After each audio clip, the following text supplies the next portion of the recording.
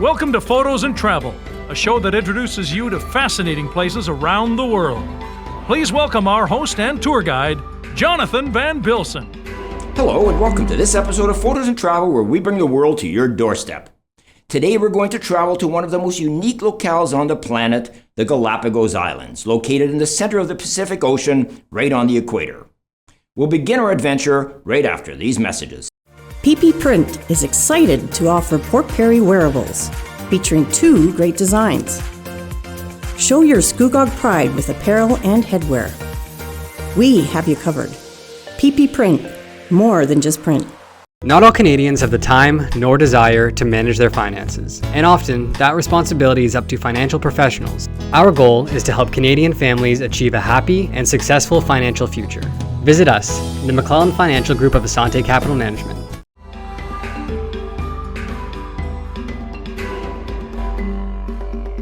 Welcome back.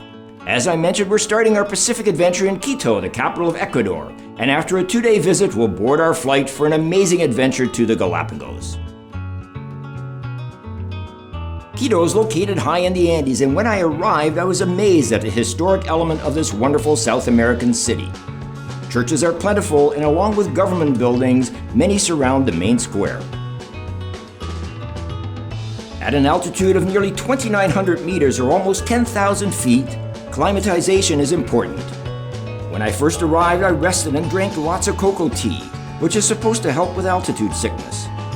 That, along with some liquid oxygen in my water, certainly helped.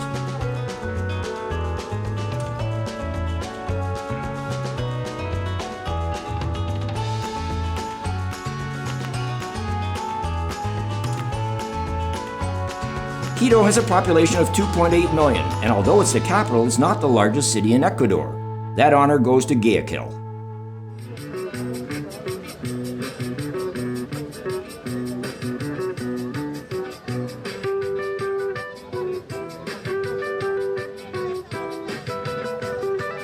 Once I found my altitude legs, I ventured out to visit the equator. A line and monument captures the moment. A visit to the Quito equator line is a great trip from the city. As well as some fantastic photographs, you can learn from the various museums, and there's even an opportunity to stand in two hemispheres at one time. Located over 25 kilometers or 15 miles from the city center, there's an opportunity to get a unique stamp in your passport.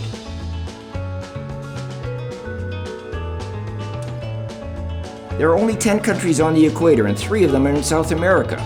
A trip to this amazing landmark was well worth my time, and ticking it off my bucket list was gratifying.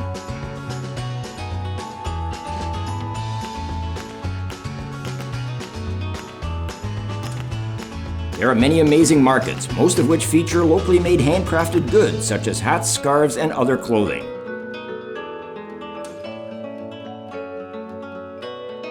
I was amazed at the friendliness of the indigenous people and their willingness to try and communicate, even though my Spanish is nearly non-existent.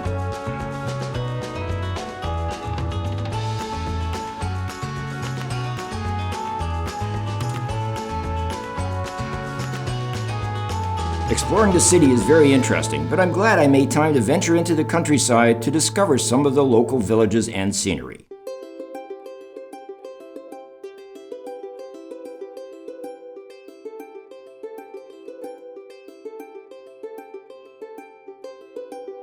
The cloud forest creates a misty environment which allows the rainforest to thrive.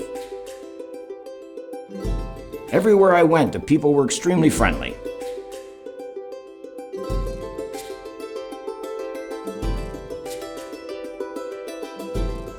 The lakes, forests, and volcanoes are spectacular, and leaving this area will be difficult. In hindsight, I should have had more time. Next time, I'll surely stay for a week, if not more, and discover this beautiful South American country.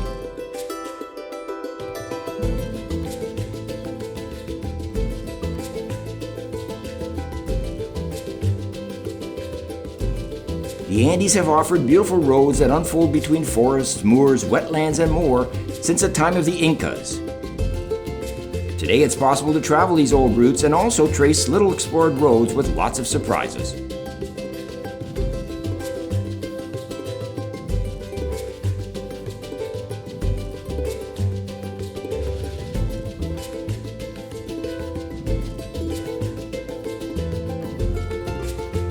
It's time to head to the airport for my flight to the Galapagos, but find I have a lengthy layover in Guayaquil. As I don't have to clear customs, I have enough time to leave the airport and discover another South American gem.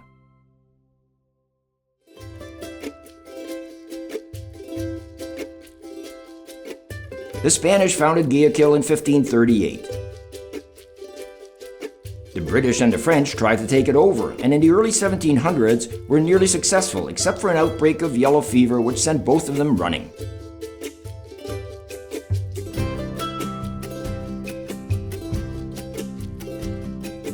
Guayaquil was a stopover point in the commerce between Asia and Latin America. Sadly, in 1896, a large portion of the city was destroyed by fire. 20 years later, a crippling strike almost killed the economy, and more recently, Guayaquil was hit very, very hard during the pandemic. Like many large South American cities, one must be careful and aware of your surroundings at all times, as crime is on the rise.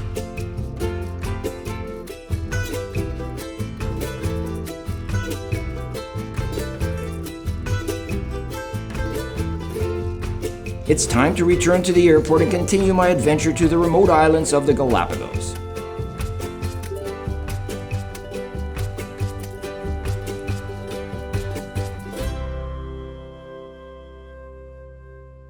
Located on the equator, a 2.5-hour flight from Ecuador, the Galapagos are one of the most unique places on Earth.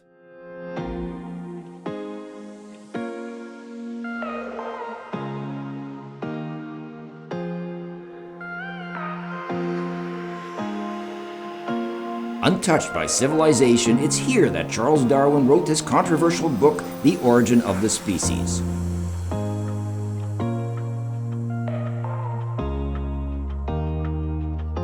Darwin's boat, the Beagle, reached the Galapagos Islands in 1835, nearly 4 years after setting off from Plymouth, England.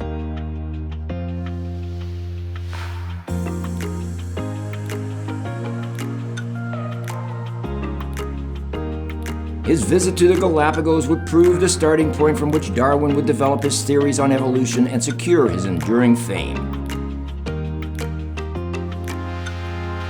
Like many visitors to the islands before him, Darwin considered them bleak and ugly.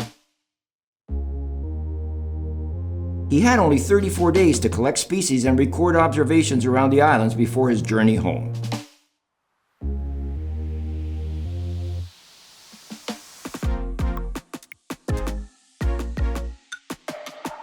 Darwin was only 22 years old when he visited the Galapagos and unfortunately never returned. He certainly put the islands on the map and created quite a name for himself, albeit quite controversial.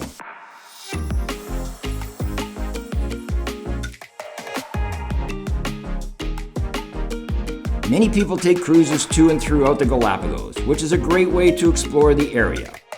I researched the islands I wanted to visit and determined that I could stay on land and make day visits, giving me as much time as I wanted without too many tourists.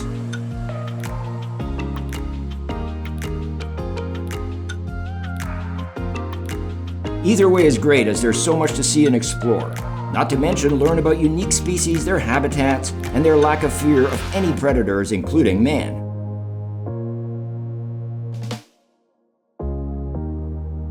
I landed on the island of Baltra, one of 3 that has an airfield. From there, I took a ferry across to the main island of Santa Cruz, where I stayed at the Hotel Silverstein, a quaint Spanish-style hotel.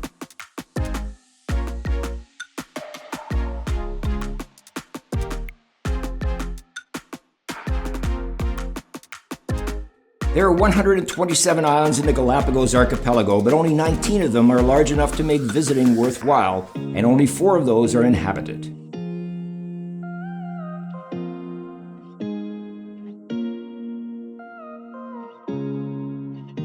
The town of Puerto Ayora has a population of 11,000, which is nearly half the population of the entire Galapagos Islands. It's also the port where most of the boats are harbored.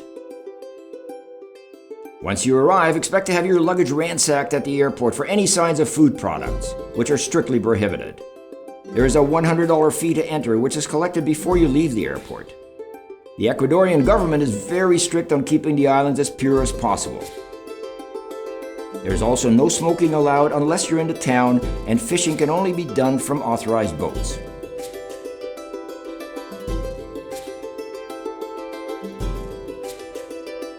It doesn't matter where you are on the island, iguanas are everywhere. These reptiles have absolutely no fear, and the onus is on you to watch where you walk.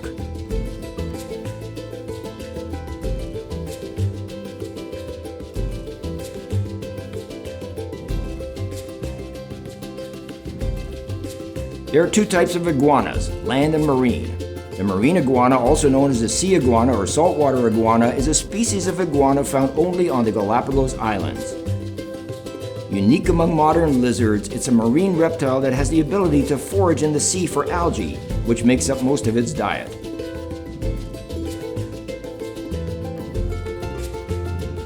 I came across numerous bright orange crabs, which I found out were called Sally Lightfoot crabs. They're named after a Scottish dance quite popular during the time of their discovery. The Galapagos Islands offer some of the best wildlife viewing in the world, not only because the animals themselves are beautiful and interesting, but also because they're virtually fearless.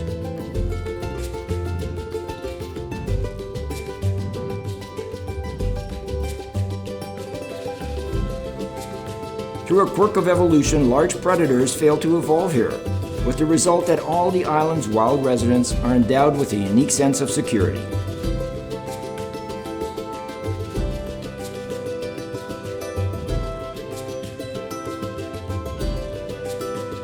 The island of Santa Cruz is the main tourism hub for all of the Galapagos, given its proximity to the airport on the island of Baltra where I landed. I should also mention the only way to get to the Galapagos is by plane or cruise ship. There are no ferries or direct boat excursions to take you there.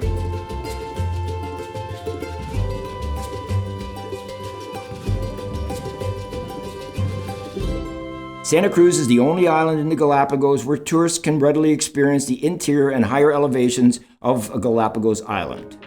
It has the longest paved road in the archipelago, which runs from the airport ferry at Itabaca into the Highlands and through a few smaller towns on its way down to Porto Ayora, the island's largest city located on the southern coast in Academy Bay.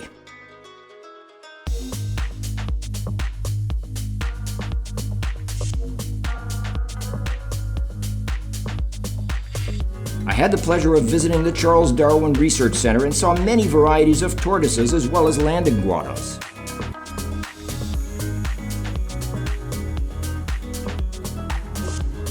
A short 10-minute walk from the center of Porto Ayora takes you there, and a visit to this facility is a must for all tourists. I saw exhibits dealing with climate and geography, which provide great insight into the evolution of flora and fauna.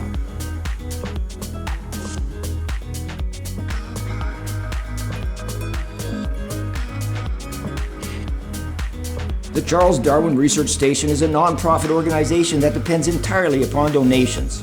They've just renewed their agreement with the government of Ecuador for 25 more years of science in the archipelago.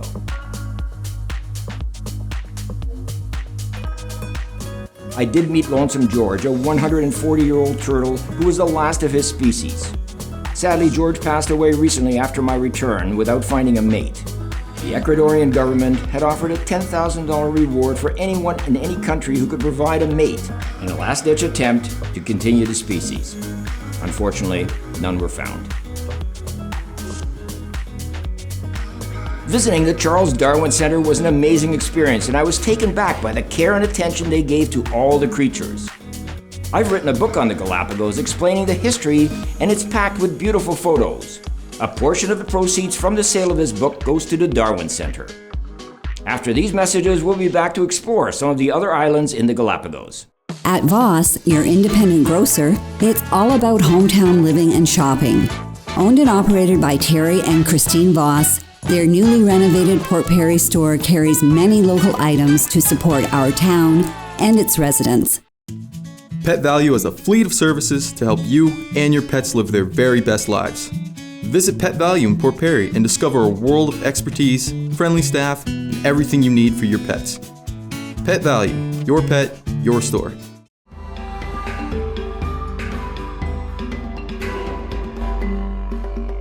Welcome back. The Galapagos is like no other place on Earth, and exploring the islands was simply amazing. Santa Cruz is quite busy, so I was eager to set sail for some of the smaller islands. I was picked up from the hotel and driven down to the harbor where I boarded my boat, the Santa Fe II.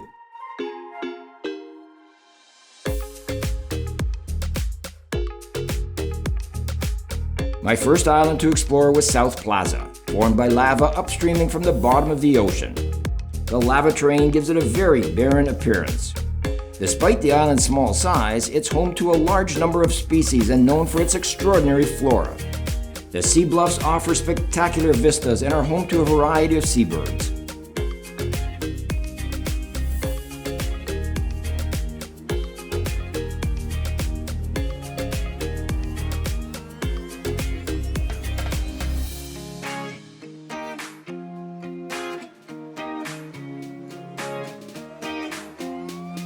I was shocked by the number of sea lions who were there to greet me, and it took a few minutes for my nostrils to climatize to the smell.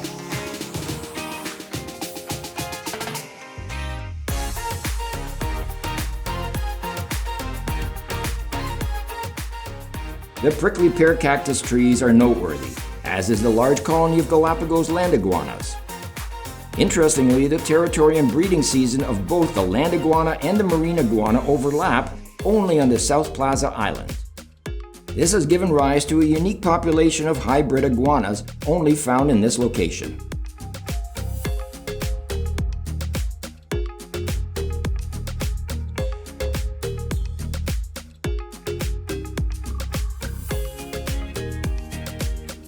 Even though the Galapagos Islands are on the equator, the temperature tends to be chilly because of the high winds.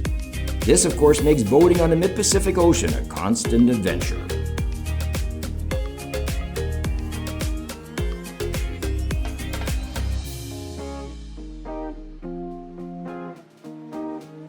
The next morning, I was in for a rare treat. I had an opportunity to go to one of the most remote islands in the Galapagos, Daphne Island. Each year, every boat captain is allowed only 2 visits to the island, and then only if there's less than 10 people per visit. The captain asked if I was interested, and believe me, he did not have to ask twice. Joining me were an Italian grandfather and his 2 grandchildren, and off we went.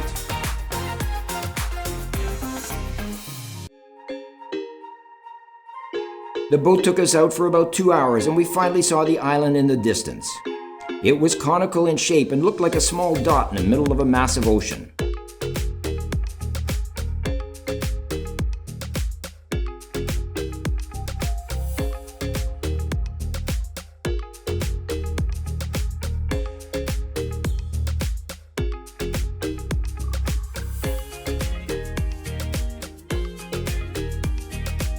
As we neared, I quickly realized the sides had been eroded by the ocean water, and we circled the island several times in order to find a place where we might be able to climb up the 2-meter or 6-foot rock.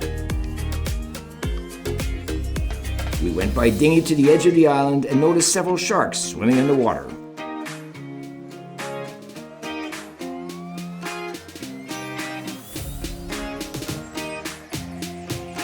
After scaling the treacherous wall with feet planted firmly on the smoother slopes, I ventured upward and onward.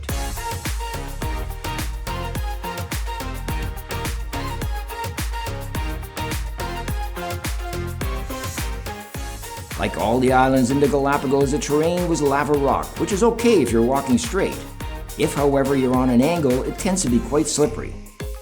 There are also small paths which have to be adhered to. Venturing from them could cost the captain his license and you being evicted from the area.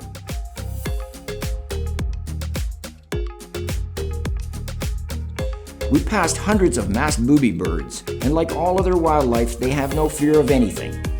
It was a treacherous climb as we had to maneuver around and over the nesting birds who had no intention of leaving.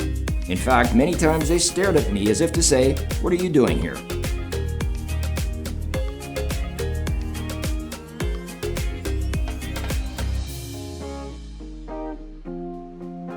Once I arrived at the top of the crater, I had a magnificent view into the caldera and saw hundreds of frigate birds who nest on Daphne Island. Many of the male birds inflate their red throats in an effort to attract females.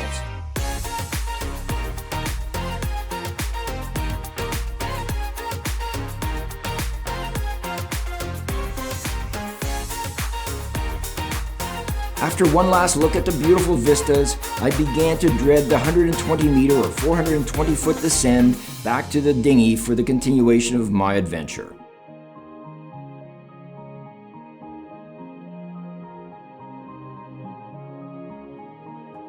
It was quite an experience, and once we were out in the open sea, the captain mentioned that the island we were on was actually called Major Daphne. There's a smaller one called Minor, which I saw in the distance.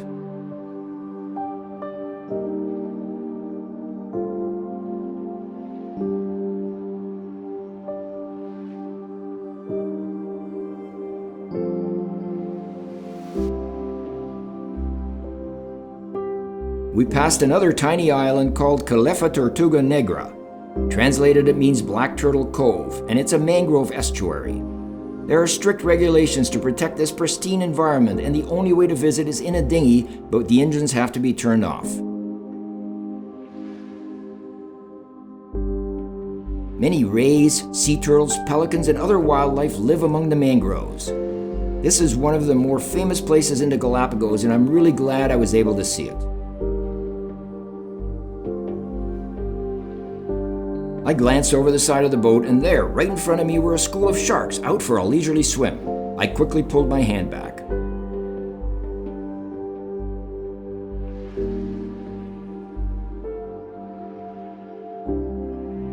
It was in this lagoon that we saw the famous blue-footed booby bird. I was surprised at how blue the feet actually were.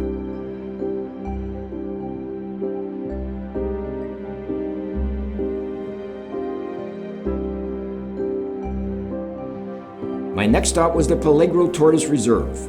The first thing I learned was the difference between turtles and tortoises. Turtles spend most of their time in the water, whereas tortoises are mostly on land.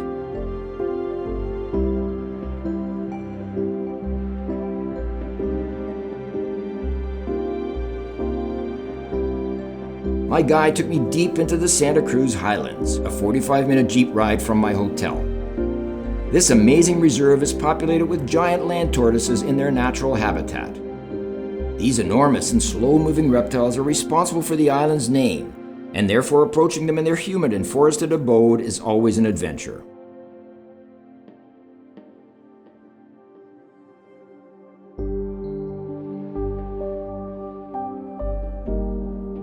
These creatures can weigh between 250 and 300 kilograms, which is 500 to 700 pounds. They can live up to 200 years and have very few predators. Their principal threat has always been man. Back in the day, sailors would stop at these islands and capture the tortoises. This would ensure a constant supply of fresh meat during their voyages, as the large creatures would stay alive on the ships.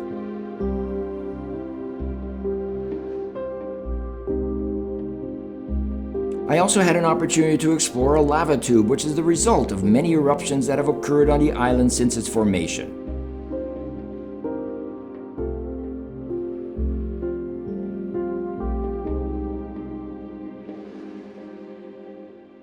I continued on to visit the twin craters, which are two sinkholes created as a result of the sinking of surface material into cracks.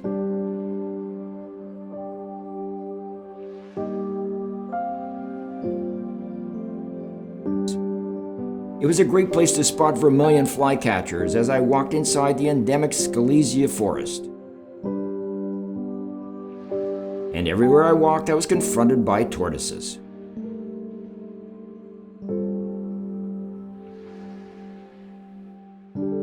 My next island of exploration was San Cristobal. The boat trip across the open water was well over 3 hours, and when we finally got there, I thought I had landed on the moon.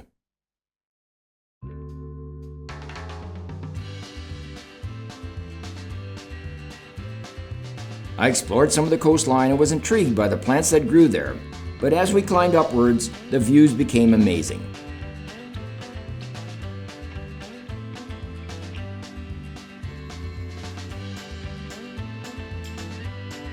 It was easy to see the outlines of craters hidden beneath the water.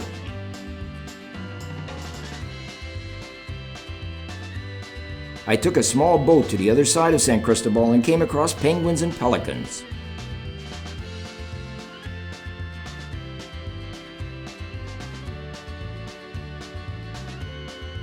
And of course, there were many sea lions everywhere, and they were more interested in playing than anything else. Most of them were mildly curious as I approached. One of the big differences between seals and sea lions is the ears. Sea lions have small ears on the side of their head, which makes them immediately distinguishable from their cousins.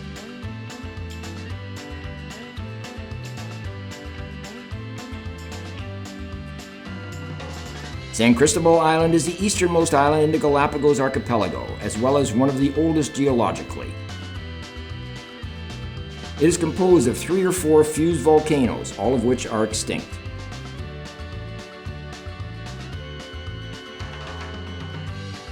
It is home to the oldest permanent settlements of the islands, and this is where Charles Darwin first went ashore in 1835. A small lake called El Junco is the only source of fresh water, which is what led to the early settlement of San Cristobal.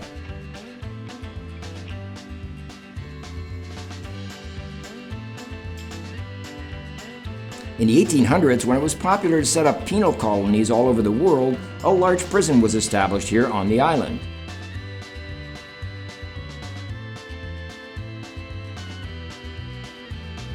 Before finishing my trip to this wonderful place, I had to explore 2 of the most well-known landmarks in the Galapagos, Pinnacle Rock and Darwin's Arch.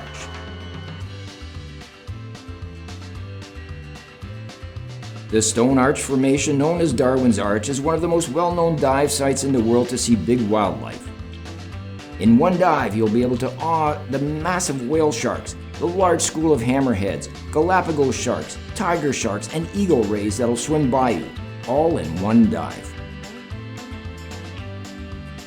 The arch itself is home to many endemic birds, and Darwin Island is the only island in the Galapagos where the sooty tern breeds. One of the most recognizable and photographed landmarks in the islands is Pinnacle Rock, located on Bartolome Island. It was formed by an eruption from an underwater volcano that has eroded over the years to form its iconic shape. Sadly, every adventure must come to an end, and a week in the Galapagos is not nearly enough time. But I did manage to spend a good 12 hours every day exploring many of the islands with their unique features and wildlife. For Photos and Travel, I'm Jonathan Van Bilsen. It's been my pleasure to be your tour guide today, and I look forward to our next adventure. If you enjoyed this program, please click the subscribe button and you'll never miss an episode.